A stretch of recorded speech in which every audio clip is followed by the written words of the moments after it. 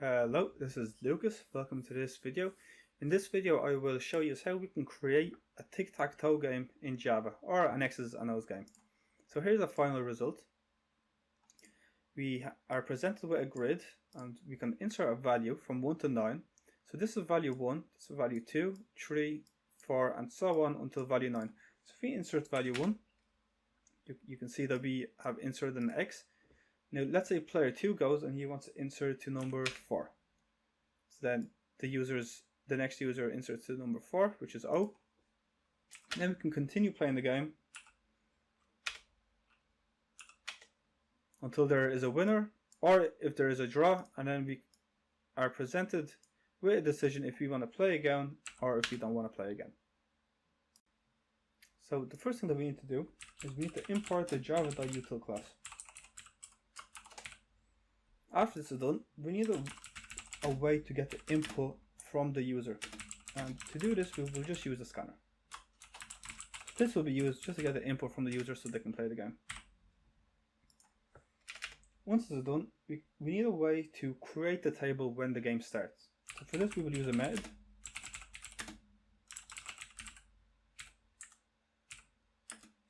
We'll just name a setup table.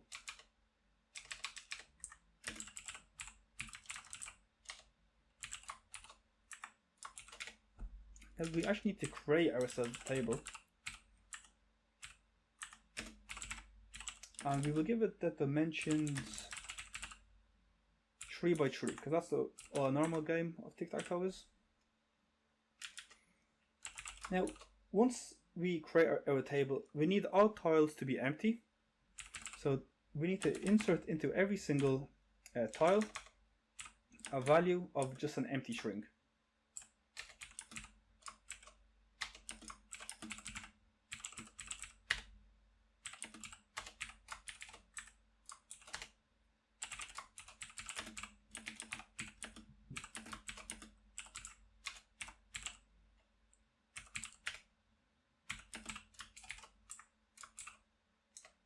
And into every single index of our table, we'll insert the string of just a space, so just an empty one. Now once this is created, we will just return the table back. And to call this method, we will create ourselves a table in here. We'll name it table, and we will just call this method here the setup table method.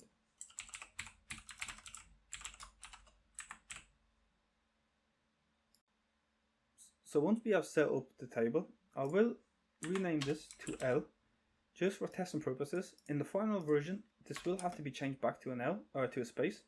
But just for now, just to test it out, I'll change this to an actual value called L. Now once the table is created, we need a way to actually display the table. So we will create a new method for this called display table. We'll pass in the current state of our game.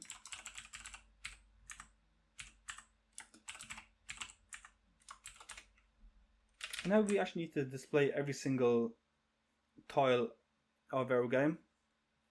So we need to loop through every single tile.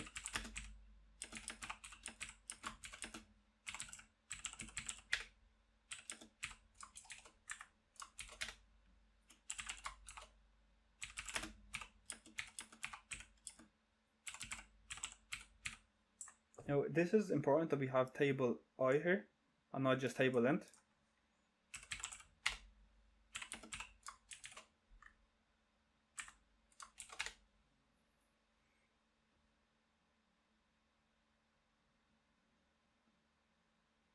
This is supposed to be j is less than, and we can actually print out all of the data in here.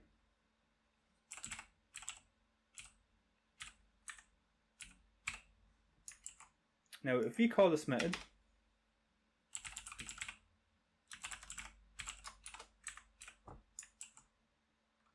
we also need to pass in the current state of the game, which is table. Now if we run this, you can see that everything is displayed vertically, but we actually want it all on one line, so we will get rid of this ln. Now you can see everything is displayed in a row.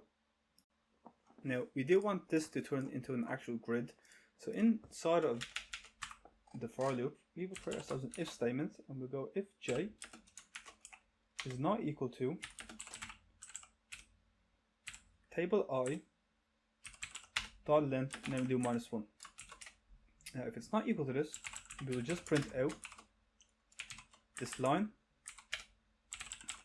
else we will just do a normal print. Now in this one here we also need to remove the ln, and if we run this now, you can see we get a nice grid. So once we have displayed the table, I'm going to rename this L to a space, because we no longer need L's to be in these spaces here. That was just done for testing purposes. We need a way to loop through this display table, because we need this table to keep displaying over and over again after every single turn. So I'm going to create myself a boolean. I'm going to name it game over. We're going to equal it to false. Now we will create ourselves a loop, so a while loop.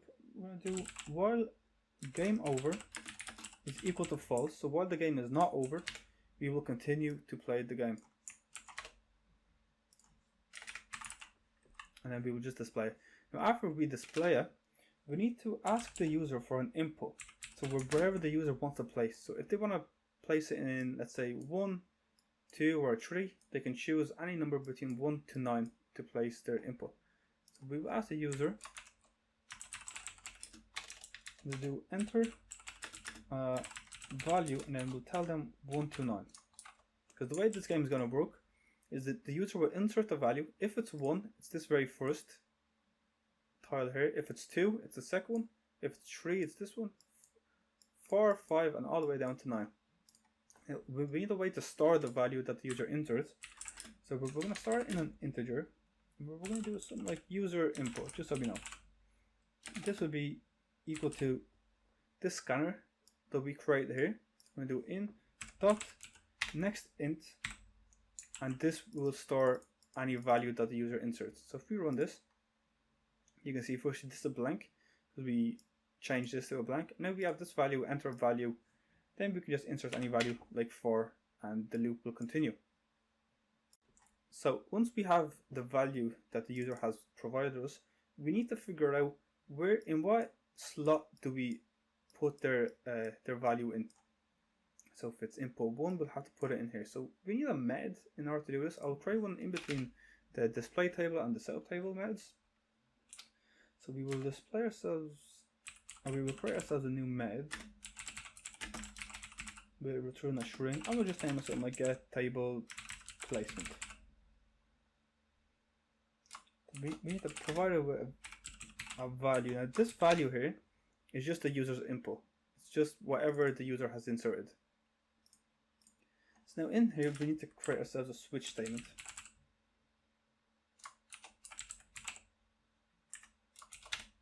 And then we'll do, in case the user inserted 1, we will need to return a string of 0 space 0. The space is very important.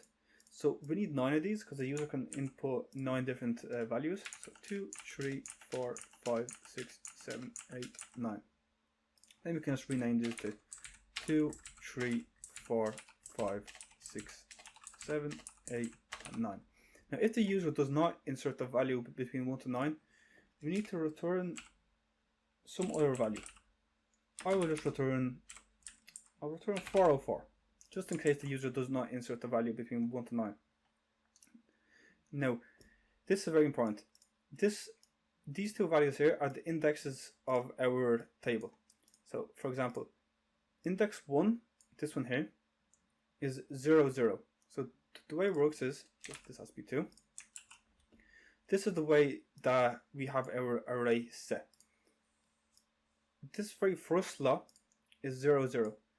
It's a row 0, so this is the row, so it's on the very first row, which is 0, and it's on the very first column, which is 0. So this value is 0, 0. So if the user inputs 1, we know that it wants to go to this slot here, which is 0, 0. And then you can see once we move on, this gets increased because the column is still the same, so this will stay 0. oh sorry, the row is still the same, so it will stay 0, but the columns are increasing. So this is column 1, then this is the second column, so this gets increased. And this is the second column, this gets increased. And then you can see once we go down, the rows get increased. So if the user inserts, for example, 8, we know that it's this slot right here, 2 and 1.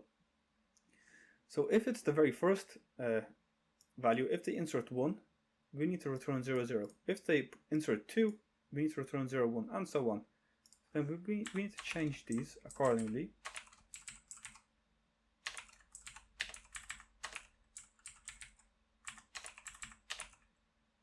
These actually have to be 1. These are 2. It's 2, 0. Then you have 2, 1. And then finally we have 2, 2. And in case the user does not insert 1 to 9, it will return 404. So the very next step, once we actually have the value of where we need to insert, we actually have to insert into there. So the very first thing is we actually need to call this method just so we can get the return.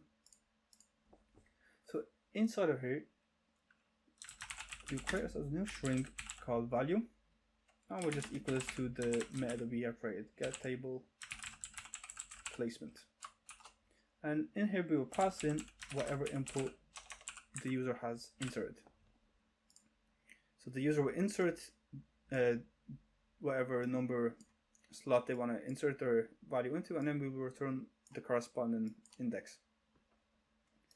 So now once it's done, we will check if it's a 404. Now if it's a 404, that means that the user has not inserted a valid number. So we need to tell the user that the value that they have inserted is wrong. So we'll do if value dot equals, and in here we'll do if it equals to 404.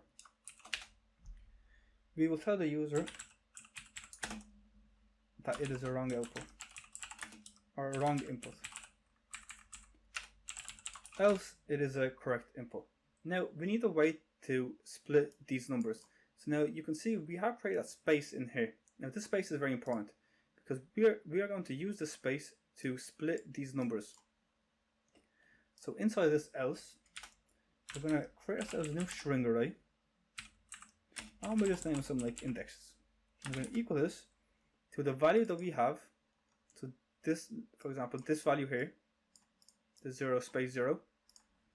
And what we're going to do with this value is we're going to split it with the space, and then we'll just do 2 because we want to split it twice. Now this space, what this will do is wherever there's a space in here, it will split these other two values. So for example, if the user inserts 6, we will return this, and then we will split 1 and 2 into two different numbers. So now the next thing that we need to do is we need to get those two numbers. So we're going to do int index 1 is equal to integer dot parse int, and in here we'll have indexes and then the very first one, which is 0. Then we'll do the exact same thing for the other value. So index 2 is equal to integer dot parse int. Once again we'll do indexes, but now we'll give the second value. So what's going to happen here is this first 0 will be stored in index 1, and then this second 0 will be stored in index 2, and so on. This 1 and 2, 1 will be stored in index 1, and 2 will be stored in index 2. So the next part will be we actually have to insert these values into the corresponding slot. So the first thing that we will do is we will create ourselves an if statement, and we're going to check firstly if that index contains a value or if it's empty. So here we have the index, the current index that we want to insert our value into, and we're just going to check if this equals to a space. If it does equal to a space, that means that's a valid slot that we can insert because it's empty. But if it does not equal to a space, that means that value or that slot is already taken and we can't insert into that. Now if you cannot insert into that, we need to let the user know that that slot is already taken. So slot already taken. Now if that slot is not taken, we need to create ourselves a new way to check whose turn is it. So if it's X's turn or if it's O's turn. So if we go to the very top where we create our boolean, we can create ourselves another one. We'll do int, do current turn, and for now we can equal it to 0. Like this. Now, the next thing that we will do is we will go back to this place here where we will insert into our slot. So what we'll do is we'll do if the current turn, okay, is equal to 0. Now, if it is equal to 0, that means it's X's turn, let's say. Then we will insert into that table, into that specific tile,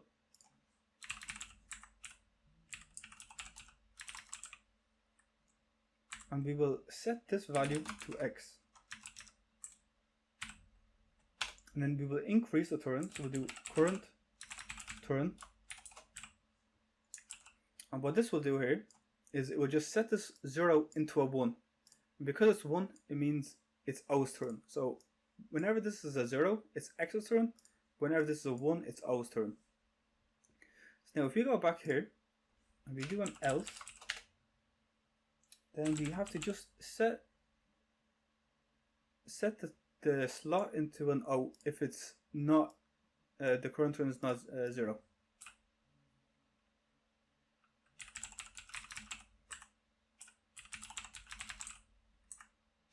And we will set this into an O. Now what we'll do is we'll do current turn minus minus. So what's going to happen here is if the current turn is 0, which means it's X's turn, we will go in here and we'll insert into the slot an X. And then we will move on to the next turn. We'll do current turn plus plus. This will turn into a 1. And the next time this code gets executed, current turn will be 1 and not a 0, which means we will not insert an X, we will insert an O. And then the current turn will go down, so this will become 0 from 1, which means it'll be X's turn again. So that's the way that we are going to change turns for the users. So once this is done, we can actually test this out. So if we run the program, and if we insert number 1, you can see that X gets inserted into the very first slot. If the second user goes and wants to insert into, let's say, 5, it will change the turn to O, and it will insert an O instead of an X. And then it will change back to X's turn. So now the X can go to number 2, and it will insert into 2. Now if any user decides to insert into a slot that's taken, so if O decides to insert into 1, you can see that the user will get a slot already taken come up, and it will be asked to go again. Then O can choose 3 and it can insert into an empty slot. Now we need a way to check if there is a winner in the game or if there is a draw in the game. We'll start off if there's a winner in the game. So to get started, to check if there's a game winner or loser, I'm going to create this as a new method. Let's create after the get table placement. I'm going to create this as a new method. We're going to do public static. We will return an int, we'll name it check table condition. And we will pass in the current state of the game. So pass in the table that we have. Now we will create ourselves 2 integers. We'll do something like count status x. We're going to set this to 0, and then we will create ourselves another one. Int count status. Then for this one we'll do y. And the reason why we have these is if there are 3 values that are the same, so if it's x or if it's 0, we will use this to count it. So for example, if we have x in this slot, this x will go up to 1. And then we will check horizontally, vertically, and then diagonally. And if this value becomes 3, so if we have 3 in a row, or 3 vertically, or a 3 diagonally, then if it's 3 we will return 1 for x or 2 to y just to check the winner. So to start off, I think we can check to see if a winner occurs horizontally. So we will have to create ourselves a for loop. We'll int I is equal to 0. I is less than the table length, and then we will increment this by 1, so I plus plus. And we will create ourselves a second one. We'll do int j is equal to 0. J is less than the table, then we'll pass in I dot length, and then we'll do j plus plus. Now we need to check. So we will check if the current slot, if this equals to x. So we are checking if this equals to x. If it does equal to x, we'll do count status x, we'll increment it by 1. So this will go up to 1. Once this reaches 3, we can confirm that this row or the following rows are all 3 of the same value, so that means x wins. Or if they're the same values of O, that means O wins. So now we check if the count status x, if this equals to 3, which means there is a winner, we will return a 1. We will return a 1 because if x wins, we'll just say we will return 1. If O wins, we will return a 2. And then if there are no winners, we will just return a 0 at the very end. So now we have to do this exact same thing for O, so we can just copy that just to save time. We just need to change this to y. We need to count the count to y as well, and then we will just return a 2. And once this is done, we will need to reset the counters that we have created here. So after the third, we can reset the counters. So we'll just do, we can actually just, I think we can, yeah, so we can just copy these two, place them here. We need to remove the int, and this will reset the counters. And just so we know, this is to check the table horizontally.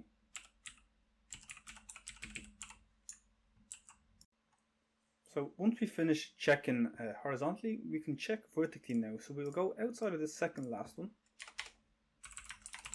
and this will be used to check the table vertically. Now this will be a very easy one to do, because we can just copy this entire for loop to be created. And the only thing that we need to change in here is we need to replace the I in this if statement with a J, and a J with an I. This becomes an I, this becomes a J, and the exact same thing in this if statement as well. This becomes a J, and then this becomes an I. And just like that, we will check the table vertically. So once we have checked the table horizontally and vertically, we need to check diagonally. So we need to check this way, and then we need to check this way as well. So the first way that we're going to do is we're going to check diagonally from left to right. So right in here, we will create ourselves a for loop, but this one we will only need to create ourselves one for loop. We don't need the second one.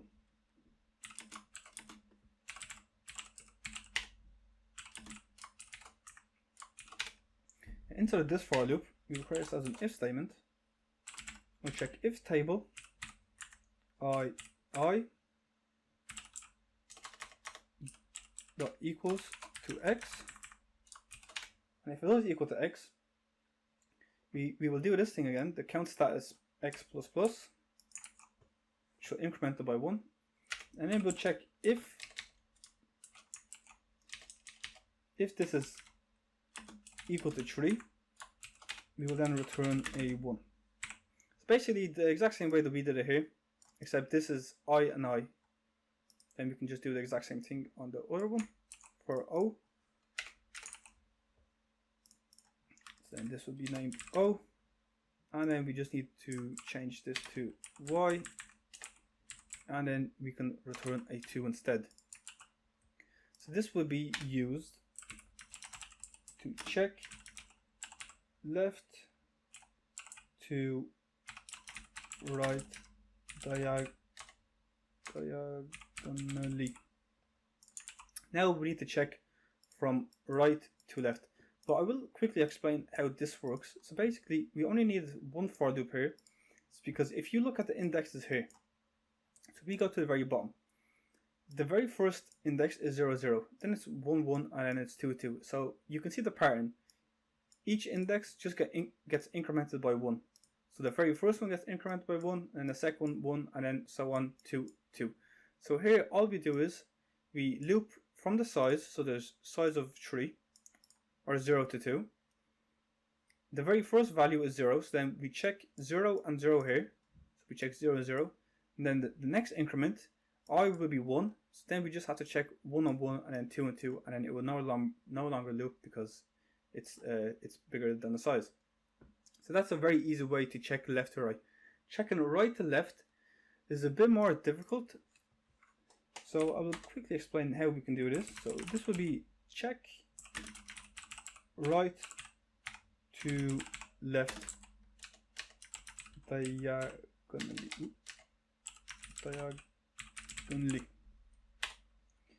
Firstly, what we need to create ourselves is two new integers. The first one's going to be 0, but then the second one we're going to set this to 2. This. Now the reason why we're doing this is if you look at the pattern this way, what's happening here is we start off with 0 to 2, and in the next one what happens is we increase this by 1, so 0 becomes 1, and we decrease this one by 1 as well, so 2 becomes 1, and we do the exact same thing for the other one. 1 we increment it by 1 becomes 2, and 1 we decrease it by 1 and it becomes 0. So that's the pattern that we can use to solve this. So we can create ourselves a while loop now, and I'm going to do while I is less than 3. So it's just going to loop 3 times. Now inside of here we can check if our current table, so I and j, this equals to x. So the very first iteration, this will be 0 and this will be 2, which means it'll be this one here, 0 and 2. And then we need a way to increment this by 1 and decrease this by 1. So inside of here, what we can do is we can go count status x plus plus, the exact same way we did before. And then if it's 3, we can just return 1, that means x is 1. Now actually in here, instead of this here, we need to do dot equals. That's my bad. So if that's law equals to x, then we can just do the exact same thing that we did up here after here, and this will just check for O. Now what we need to do here now is we need to increment this by 1 and decrease this by 1. So we have our two values here, so we need to increment this and decrease this by 1. So after our last if statement here, all we have to do is increase I by 1 and j less than 1, and this will check from the right top all the way to the left bottom. So the next step will be if there's no winners, all we have to do is return a 0 here. So a 1 means that x is 1, a 2 means O has 1, and if there are no winners, we'll just return a 0. So now we can go to the very top inside our while loop here, and right after we display it, but before we ask the user for the input, we will check for the winners here. Firstly, we can have ours as an int and we'll do status, and then we will call the method that we have created. So it's called check table condition. Then we will have to pass in the current state of the game, so we pass in table. And this here, this status, if it's a 1, that means x has 1, if it's a 2, O has 1, and then if it's a 0, that means there are no winners. So now we can check. So we can check if status is equal to 1. So if this is true, that means X has won the game. So we can print out that the winner is X. And now we can actually ask the user if they want to play a game. Would you like to play again? And we can tell the user to insert a Y for yes, and then we can ask the user to insert an N for no if they don't want to play again. And now what we can do is we can check this. First we actually have to store the input of the user, so we do string user input is equal to in dot next, and this will store either Y or an N. So now what we can do is if the user input dot equals to a Y, so if the user does want to play again, we will set the current table to the setup table. So all that this will do equals to setup table, and this will just reset the current state of the table. And we can just display the table, this brand new table again.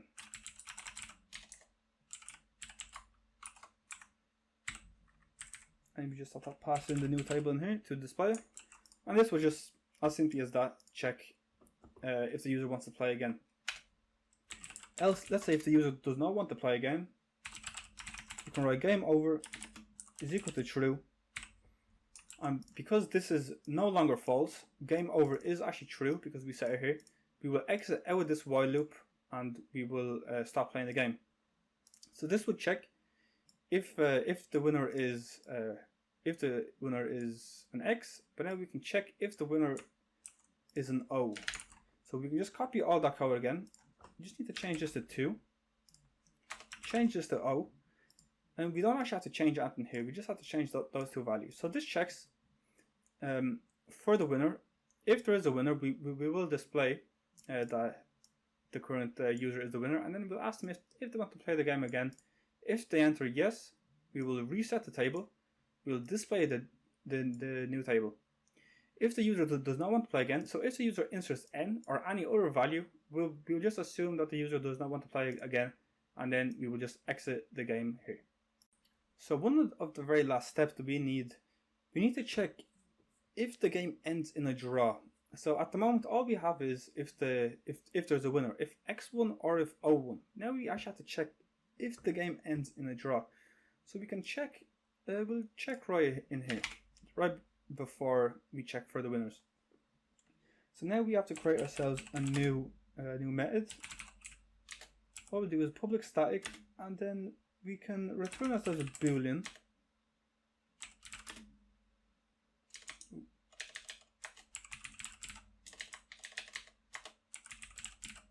So boolean, and we'll name a game draw.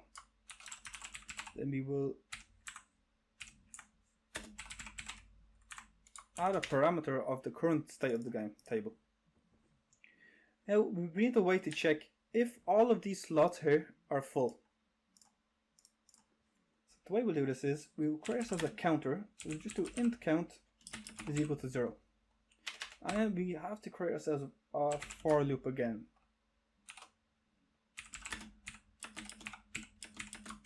And this will just loop through all of the slots, and it will check every single one to check if they're full or if they're empty.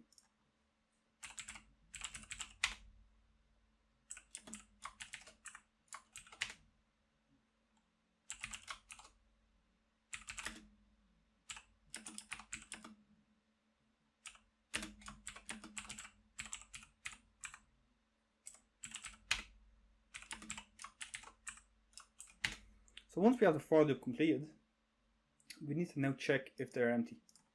So the way that we can do this is if the table, or if the slot that we have, if it equals to an empty slot. The thing is that what we're going to do is if it's not equal to an empty slot. So if the slot is taken. Now if the slot is taken, we'll increase the count by 1. And if the count is 9, which means because there's 9 slots, if all 9 slots are taken, we will declare the game as a draw. So we can have this after our for loop, and we'll do if the count is equal to 9, we will return true, else we will return false. So true will be if the game ends in a draw, and false will be if the game does not end in a draw.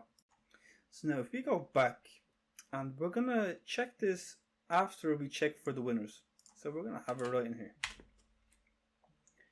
So we're going to create ourselves a boolean, and I'll name it done. And then we are going to call the method that we have created. So game draw. And we will pass in the table as a parameter. And now we'll check. We'll check if done is equal to, we'll do true. So if the game ended in a draw, we will print out draw. And once again, we will just ask the user if they want to play again. So we can just copy all of this here. And this will check if the game ends in a draw. If it does end in a draw, we will tell the user that it's a draw, and we will ask them if they want to play the game again. So now before we can actually play the game, there are a couple of errors that we have to fix. So we will always encounter bugs whenever we create any software. So there are only 3 that we have to fix. So if we go down to wherever we check for the winners, so check horizontally, there is a Y that we have to change to an O. The same thing for vertically, change this Y to an O. And the very last thing that we have to do is we will copy this reset counter and we will paste this straight after the for loop. So now we can actually play the game now. So if we actually run this program, we can actually play the game. So if user 1 goes to 1, the next user goes to 4, then 2, then 5, and then we go 3. You can see that the winner is X. Let's say we want to play again, we can go Y.